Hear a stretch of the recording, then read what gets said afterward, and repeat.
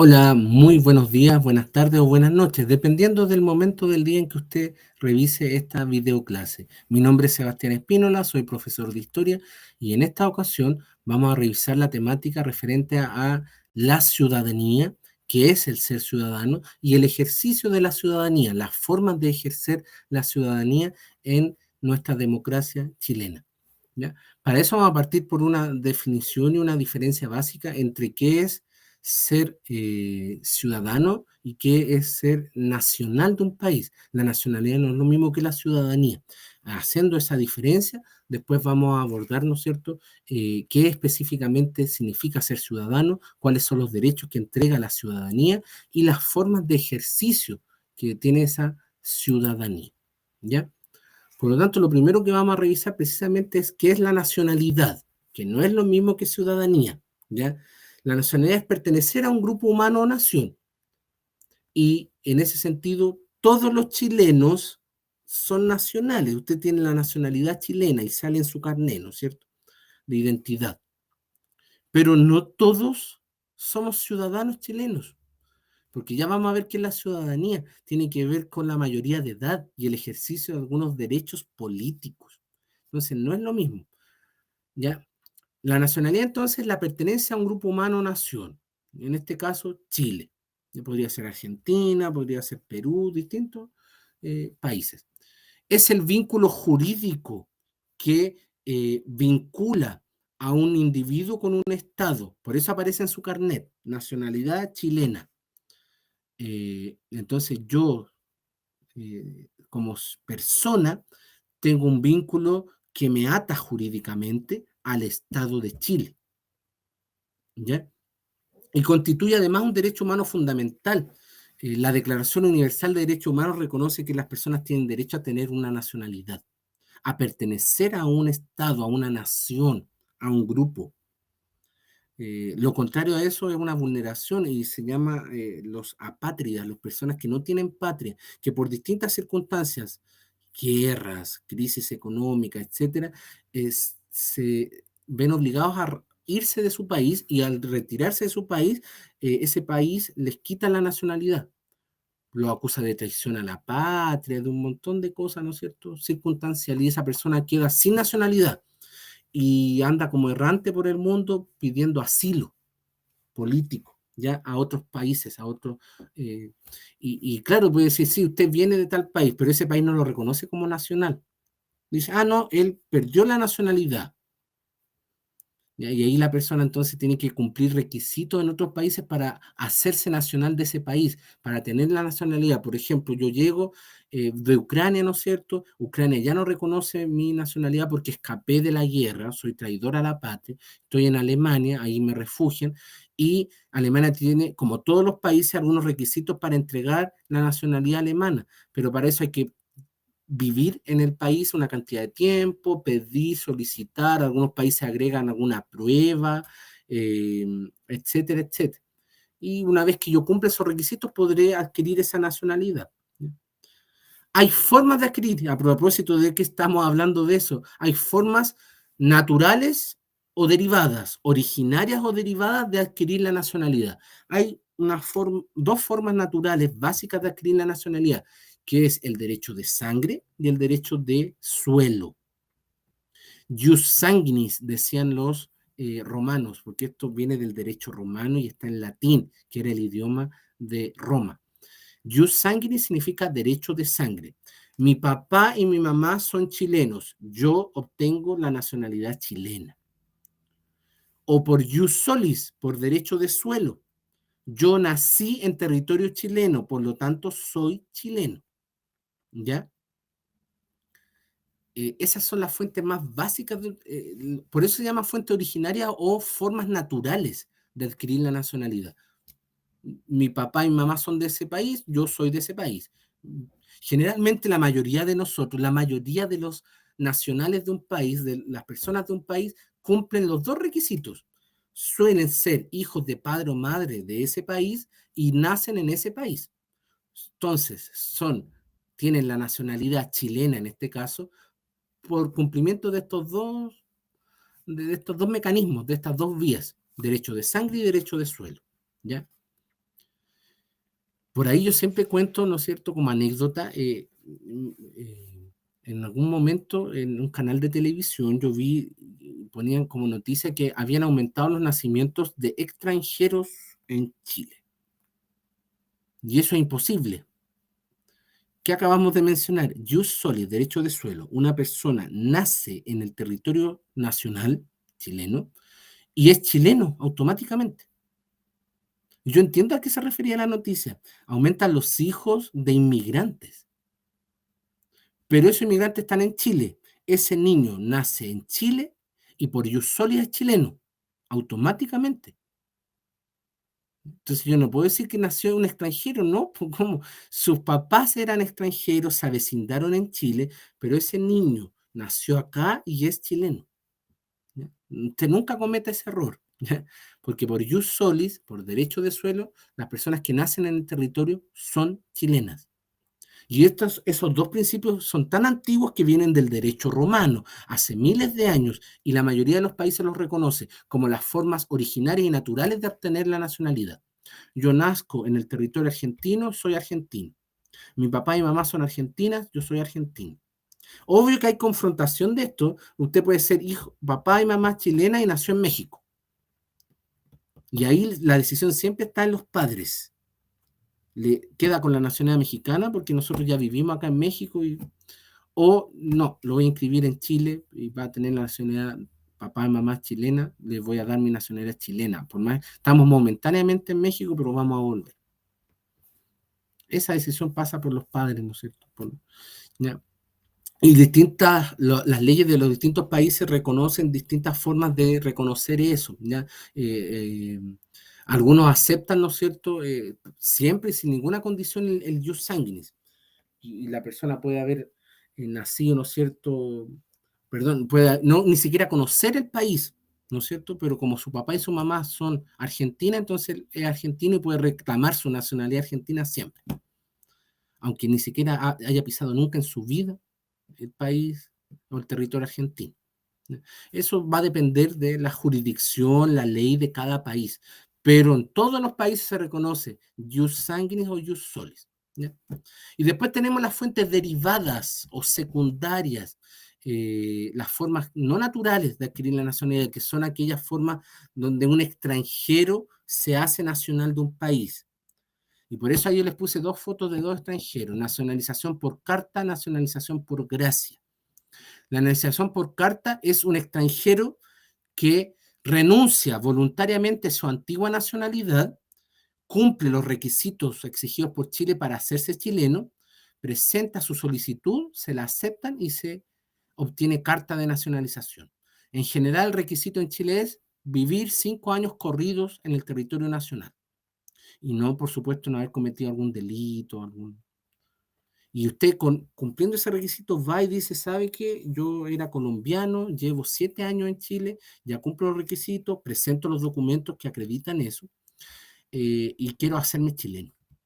Pido la nacionalidad chilena. Probablemente usted culturalmente y por mucho tiempo va a seguir siendo colombiano. Es una decisión personal. Los extranjeros no están obligados a hacerse chilenos.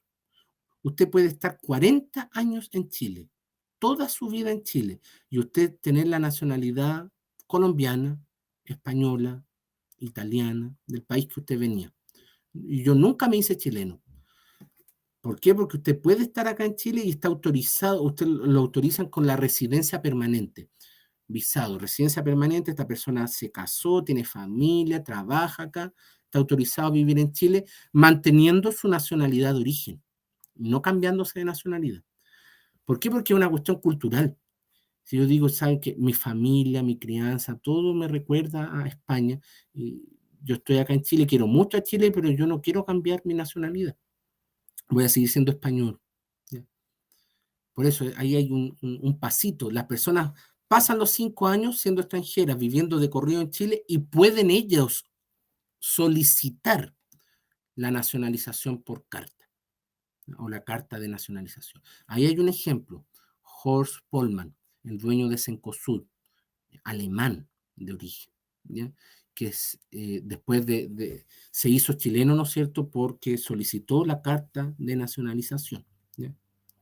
Eso, es un ejemplo de un extranjero famoso. Cualquier extranjero puede, pasados los 5 años y cumplidos los requisitos, solicitar la nacionalización por gracia. Perdón, la nacionalización por carta. La otra, la por gracia, es distinta. También se le entrega a un extranjero, pero es un premio, un reconocimiento a un extranjero que dio o prestó servicios importantes al país. Y el Estado, mediante una ley aprobada en el Congreso, le entrega como reconocimiento y agradecimiento la nacionalidad chilena. Y ahí yo le puse a Andrés Bello, el primer nacionalizado por gracia en Chile. Recordar que Andrés Bello era venezolano y vino en los albores de nuestra república, recién independizado, contratado por el Estado chileno a cumplir labores educativas, culturales, a fundar la Universidad de Chile, a ser su primer rector, a enseñar, a hacer clases, a escribir el Código Civil, que está vigente hasta hoy en día en Chile y que sirvió de ejemplo para muchos códigos civiles en Latinoamérica. Ya cuando estaba viejito, ¿no es cierto? Y seguía acá en Chile, el Estado chileno le dio la nacionalidad chilena por gracia, en agradecimiento a todo lo que hizo por nuestro país. ¿Ya? Eso, esas son las formas derivadas, ¿no es cierto? Mediante la cual los extranjeros acceden, nacionalización por carta o por gracia, y la otra, las fuentes primarias originarias, ¿no es cierto?, que es el nacer en el territorio o ser hijo de papá o mamá de ese país. Eso con la nacionalidad. Entendiendo eso, ahora pasamos, ¿no es cierto?, a la ciudadanía. Nos vamos a saltar la pérdida de la nacionalidad. Las nacionalidades se pierden fundamentalmente por la renuncia voluntaria. Cuando yo me voy de mi país, me avecino en otro país, pasan los años y digo, ¿saben qué? Voy a pedir la nacionalidad de este país. Llevo 15 años en este país, cumplo los requisitos y voy a solicitar. Y ahí yo estoy renunciando a mi anterior nacionalidad. Hay una sola excepción a eso, cuando los países tienen acuerdos de doble nacionalidad y ahí uno puede mantener la nacionalidad de ambos.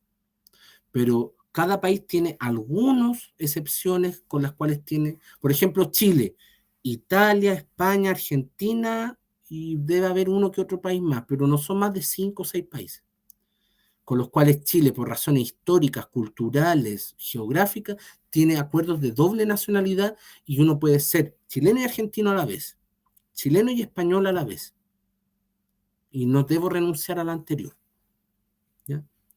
Y lo otro, que las nacionalizaciones derivadas, las de los extranjeros, si a mí me entregan la carta de nacionalización y después cometo un delito, en Chile me pueden quitar la carta y decir, usted ya no es más chileno, listo, váyase, porque ya no es nacional de Chile por haber cometido ese delito. Y la nacionalización por gracia, el premio, es raro que ocurra, pero también se puede quitar a través de una ley, así como se entrega por una ley en agradecimiento a una persona que se destacó en la arte, la cultura, en la historia de ese país, en el deporte, en la escena artística. Después, por X motivo, yo le puedo quitar esa nacionalización por gracia. Ha pasado, paréntesis aquí anecdótico, hace muy poco, 2014 puede ser por ahí, 2015, había un sacerdote irlandés, de origen irlandés, que se le había entregado la nacionalidad por gracia chilena, por su labor pastoral, etcétera, en Chile. Se aprobó esa ley en el Congreso, se le dio la nacionalidad por gracia. Después fue procesado, investigado y condenado por abusos sexuales ese sacerdote. Y ahí surgió, ¿no es cierto?, una moción en la Cámara de Diputados para quitarle la nacionalidad. Se presentó el proyecto de ley y se aprobó y se le quitó la nacionalidad por gracia entregada, en vista de los nuevos antecedentes donde él cometió abusos sexuales en su función pastoral como sacerdote. Así que ocurre, ¿ya? Es raro porque es raro quitar un premio, ¿no es cierto? Pero ha ocurrido. Y cierro ese paréntesis. Pasemos al otro concepto relevante que nos interesa en esta clase, que es ciudadanía. Yo les decía, todos los que nacen en el territorio nacional son chilenos, ya. en Chile hay 18 millones, más o menos, poquito más de chilenos, ¿ya? Pero no hay 18 millones de ciudadanos chilenos, hay menos. ¿Por qué? Porque el requisito para ser ciudadano es no solo ser chileno, tener la nacionalidad chilena, sino también ser mayor de edad, ¿ya?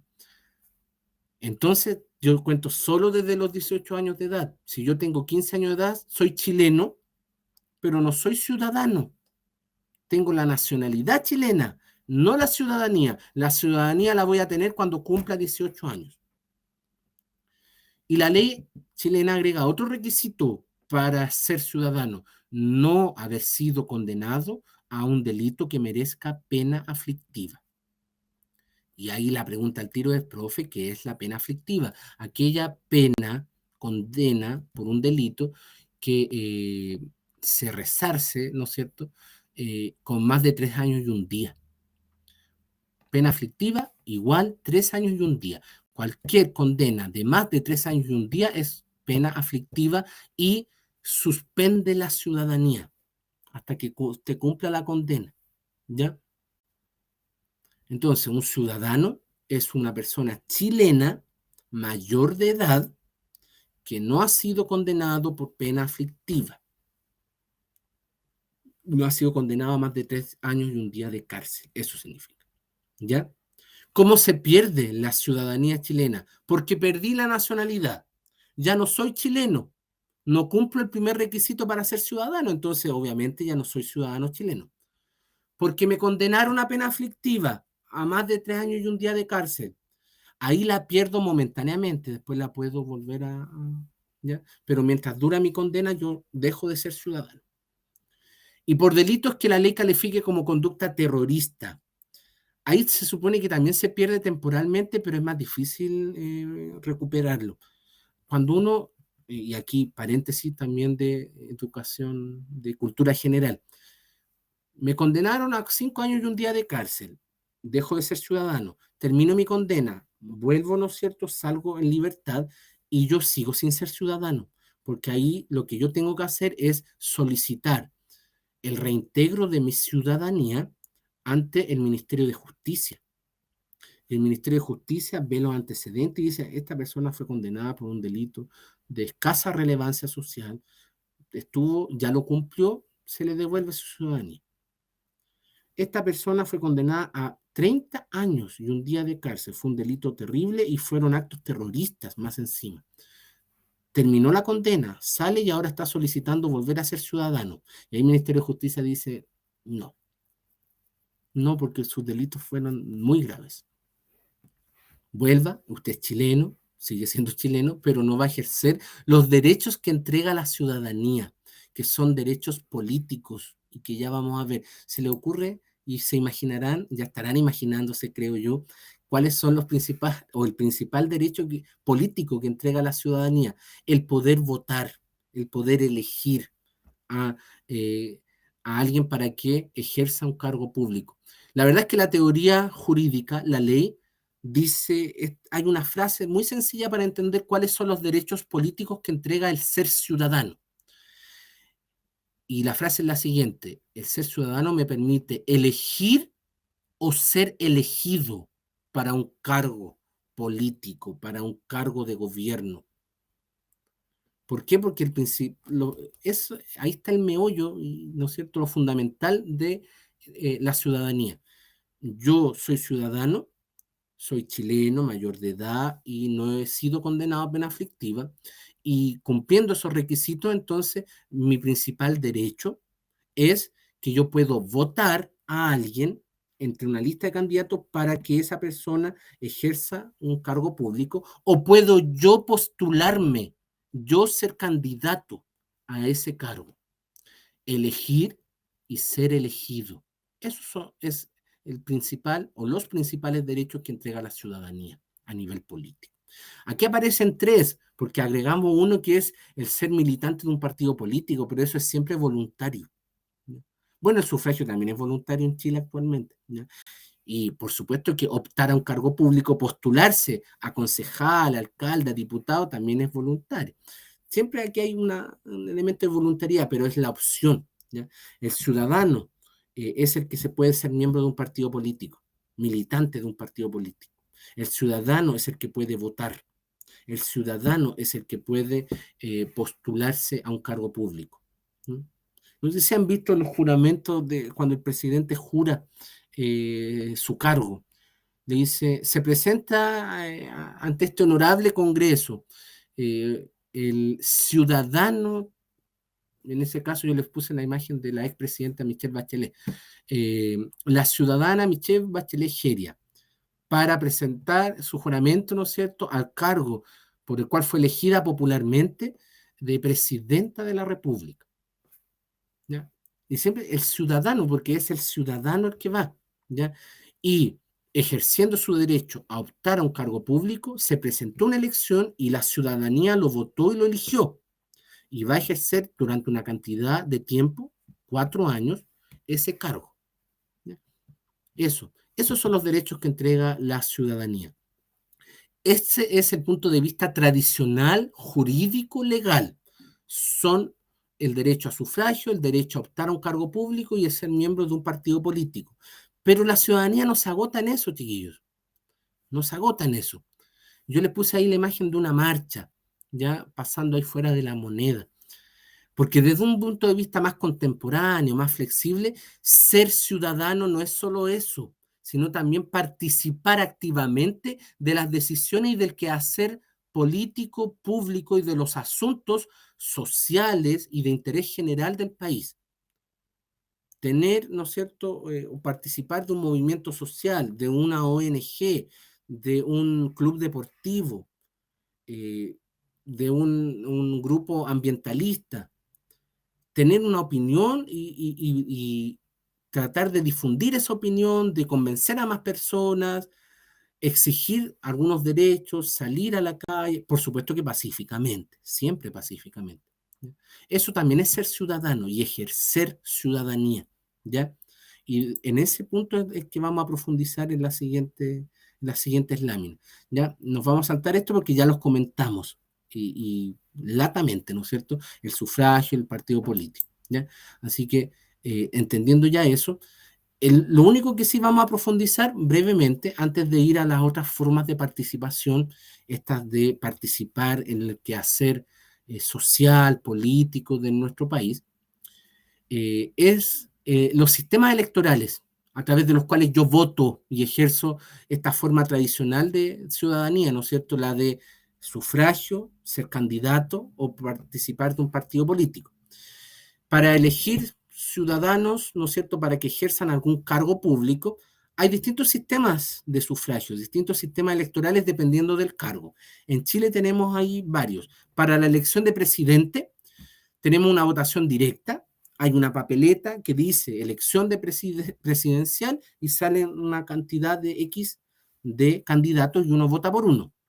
Y el sistema aplicado ahí para elegir quién gana es el de mayoría absoluta. Tengo que tener más de la mitad de los votos, el 50% más uno. Si ningún candidato obtiene eso, hay una segunda vuelta de las dos primeras mayorías y en una segunda vuelta siempre va a haber uno que tiene un voto más que el otro. Así que ahí gana. ¿Ya?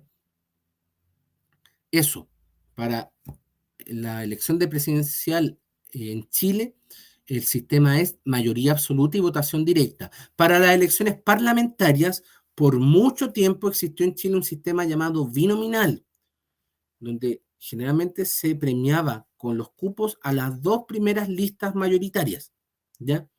Después, desde el año 2015, tenemos un sistema llamado proporcional inclusivo, donde a todos los que las listas que se presentan, los partidos que se presentan, de acuerdo a la cantidad de votos que obtienen, le corresponde una cierta cantidad de escaños de diputados y senadores. Si usted le va muy bien, sacó un 40%, va a obtener muchos diputados y muchos senadores, la mayoría. Y si usted no le fue tan bien y sacó como partido o como lista, como alianza, un 7%, bueno, le va a corresponder, se aplica ahí un factor, ¿no es cierto? Se divide y le obtuvo 4 diputados. 4 diputados. Eso es proporcional e incluye a todas las tendencias políticas y no solo a las dos mayorías, sino a todos. solo que le corresponde, según la cantidad de votos, una cantidad de diputados y senadores. Y por último, para las elecciones municipales y regionales tenemos distintas formas. Por ejemplo, para la elección de alcalde en Chile hay una votación directa, la papeleta dice elección de alcalde, están los candidatos, pero ahí no hay mayoría absoluta como en el presidente. Un alcalde es electo con mayoría simple. Eso quiere decir que si yo obtengo 31% de los votos, el segundo obtuvo un 28% y el tercero obtuvo un 25%, yo con ese 31%, que no es mayoría absoluta, es mayoría simple, me convierto en alcalde. ¿Ya? Para las elecciones de alcalde, votación directa y mayoría simple. No hay segundas vueltas en los alcaldes. ¿Ya? Por ahí alguien me puede decir, profe, si hay segunda vuelta, yo me estaba acordando de el extraño caso que se dio en Zapallar hace algunos años, donde los dos alcaldes obtuvieron los dos candidatos mayoritarios, habían más, pero los dos obtuvieron la misma cantidad de votos, exactamente la misma. Si un candidato obtiene 1.151 votos y el otro 1.151 votos, ahí entonces la ley obliga a una segunda vuelta entre los dos. ¿Ya? Porque tienen exactamente la misma cantidad de votos, ¿ya? Y hay que romper esa tendencia. Pero eso es muy extraño. Generalmente siempre hay uno de 5, de 6 candidatos a alcalde que obtiene la mayoría y ese es el que es electo. ¿Ya? Concejales, para los concejales hay un sistema también de votación directa, la papeleta dice concejales, separada de la papeleta de alcaldes, pero un sistema similar al sistema proporcional inclusivo de los parlamentarios, un sistema de representación con una cifra repartidora. Iban 50 candidatos a concejales y esta comuna elige 8 concejales. Y ahí se establece matemáticamente una cifra, la cantidad de votos por la cifra, ¿no es cierto? Y se determina ya, esta persona salió concejal, esta no, ¿ya? Y generalmente son los que obtienen más votos. ¿Ya?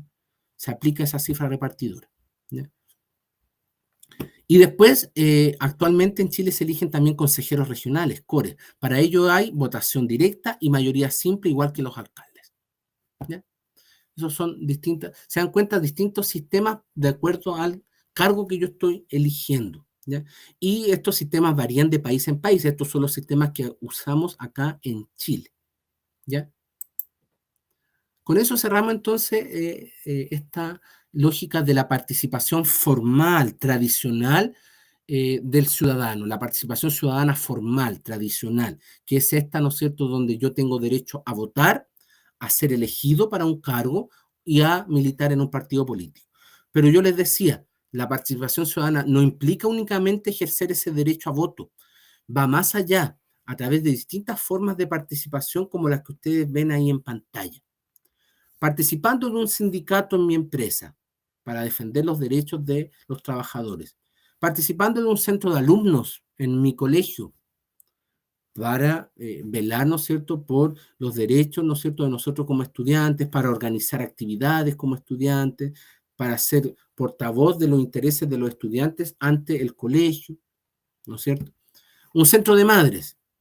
Chiquillos, aquí en general, en estos espacios de participación social encontramos todas las organizaciones civiles que pueda tener la sociedad, las fundaciones, las corporaciones, las juntas de vecinos, los clubes deportivos, ¿ya?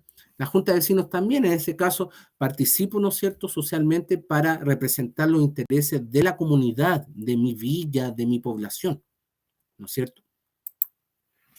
Y vamos a ver unas últimas formas de las que son muy populares actualmente, las ONG, las organizaciones no gubernamentales y los movimientos ciudadanos, ¿ya? Y la ONG, chiquillos, existen tantas organizaciones dependiendo de los intereses y gustos de cada persona. Hay ONG, ¿no es cierto?, que defienden los derechos de los animales. Hay ONG, ¿no es cierto?, que defienden los derechos del medio ambiente, como Greenpeace, que aparece ahí. Hay ONG que apelan y buscan la mayor transparencia del Estado. Hay ONG, ¿no es cierto?, que luchan por los derechos de las minorías sexuales, homosexuales, lesbianas, eso, ¿no es cierto? Y así, hay ONG ambientalistas se preocupan de incentivar, hay ONG que se preocupan de los derechos y de la promoción de las personas con discapacidades físicas, las personas con enfermedades mentales. Y así, usted puede tener grupos, organizaciones no gubernamentales que no dependen del gobierno, que representan intereses tan variados como todos los intereses que pueden existir en una sociedad, ¿ya? Suelen ser sin fines de lucro y ocuparse de temas de interés público, sociales, políticos, culturales o espirituales. Esas son las ONGs. Y por último tenemos los movimientos ciudadanos, ¿ya? Suelen ser más espontáneos que las ONG. La ONG tiene una estructura, un presupuesto, reciben donaciones, tienen un presidente y cargos adentro, ¿no es cierto? Y hacen actividades, son mucho más organizados. En cambio, un movimiento ciudadano es más espontáneo. Yo cité a una marcha por redes sociales para defender tal tema. Educación pública gratuita. Ahí yo les puse una imagen, ¿no es cierto? Y llega gente, ¿ya? En esa convocatoria. ¿Y quiénes son los líderes de eso? Se identifican unos, pero su liderazgo es como medio extraño, ¿no es cierto? Porque nadie lo ha elegido, no tiene un cargo, simplemente son los organizadores, ¿ya? Los movimientos ciudadanos se pueden originar por distintas demandas ciudadanas, demandas sociales, regionales, locales, de un tema en específico, etcétera, etcétera, ¿ya? Pero insisto, la diferencia es que la ONG es una institución fundada con una estructura organizativa propia y los movimientos son más superfluos, más espontáneos, no tan organizados, ¿ya? Y con eso llegamos a la final de esta sesión, de esta videoclase. Espero que le haya sido de mucha utilidad y que haya quedado todo claro. Eso, los dejo. Muchas gracias por su atención, que estén muy bien y nos estaremos viendo en alguna siguiente videoclase. Chao, chao.